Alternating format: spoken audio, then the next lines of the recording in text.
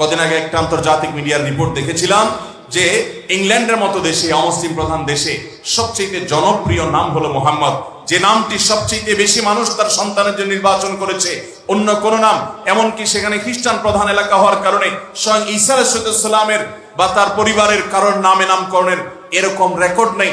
মুহাম্মদ সাল্লাল্লাহু আলাইহি সাল্লামের নামে নামকরণের যত রেকর্ড এখান থেকে প্রমাণিত হয় এই মানুষ কোন সাধারণ মানুষ নয়। মুহতারাম হাজিরিন, ঠিক একইভাবে বাইতুল্লাহ এমন একটা ঘর আল্লাহ, এই ঘরের প্রতি ৪৫০০ বছর পর্যন্ত মানুষের যে আগ্রহের কেন্দ্রবিন্দুতে এটি পরিণত হয়েছে, ভালোবাসার পাত্রে পরিণত হয়েছে, এটার প্রতি মানুষ আকৃষ্ট হয়।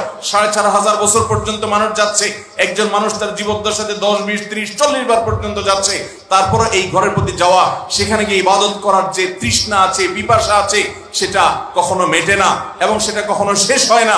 এটা একমাত্র এই ঘরের মিরাকল, এই কোরআনের মিরাকল, এই রাসূলের মিরাকল এবং মুজিজা। এটা আল্লাহ তাআলার কুদরতের অংশ।